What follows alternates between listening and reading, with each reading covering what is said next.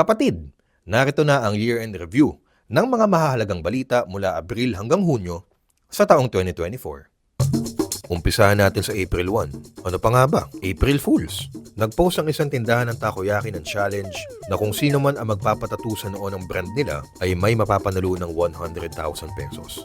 At surprise, may pumatol. Yan ay si Ramil Albano. Pero plot twist, tila tayong lahat ang fools. Dahil umamin ang may-ari ng tindahan ng takoyaki na staged o scripted lang ito at isang marketing stunt lamang. April 30, halos isang oras binomba ng water cannon ng China Coast Guard ang mga barko ng PCG at BIFAR na maghahatid lang sana ng ayuda para sa mga kababayan nating may ngisda sa Baho de Masinloc sa West Philippine Sea. Noong April 18, imbes na si Diwata ang maghain ng tsibog, mga sumugod na pulis ang naghain. Hindi ng pares, kundi warrant of arrest sa kasong slight physical injury. Samantala, April 19, bad shot na daw kay First Lady Liza Marcos si Vice President Sara Duterte dahil tumawa raw si VP Sara sa pasaring ni former President Rodrigo Duterte kay BBM sa isang maisog prayer rally.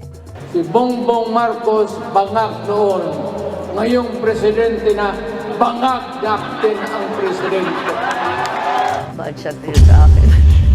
I mean, for me, nasaktan ako because my husband will do everything to protect you. You ran together, di ba? Sama-sama tayo, babangon mo. Pupunta ka sa rally, tatawagan yung presidente mong bangag, di ba? You're going to laugh. Tama ba yan? Even Lenny never did that.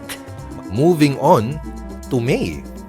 Ang May 8 ay makasaysayang araw dahil sa wakas, dinefy ng Supreme Court ang red tagging bilang violation of human rights at malaking banta sa buhay ng mga individual. Samantala, dahil sa ni-raid na Pogo Hub sa Bambantarlac, dumalo sa pagdinig sa Senado noong May 8 ang dating mayor ng munisipalidad na si Alice Leal Guo. Sa kahiwagaan ng kanyang pagkatao, ginisa siya ng mga senador dahil dyan ay sumambulat ang mga kahina-hinalang detalye sa buhay ng mayor. Noong May 20 naman, nagbitiw bilang Senate President si Senator Miguel Mig Zubiri. Ang kaso, may sama siya ng loob dahil daw sa hindi niya pagsunod umano sa ilang utos ng mga nasa kapangyarihan. For the month of June!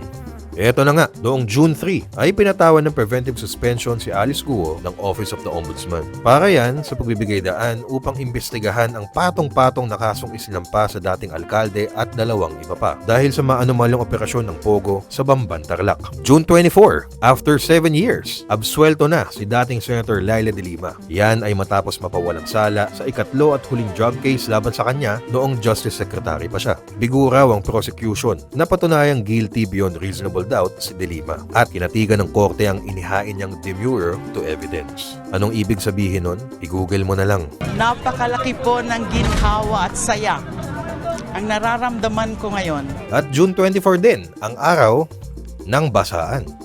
Personal ko nasaksihan ang Wata Wata Festival sa San Juan. Masaya at makulay. Ay syempre, hindi nakakaligtas ang mga motorista natin dito, no? Ayun nga ang problema. Wala namang masama gunitain ang mga ganitong klaseng pista. Pero sana laging tandaan na hindi lahat ay aware at hindi lahat ay game sa pakikipagbasaan. Kaya naman, naglabas ang San Juan LGU ng apology statement.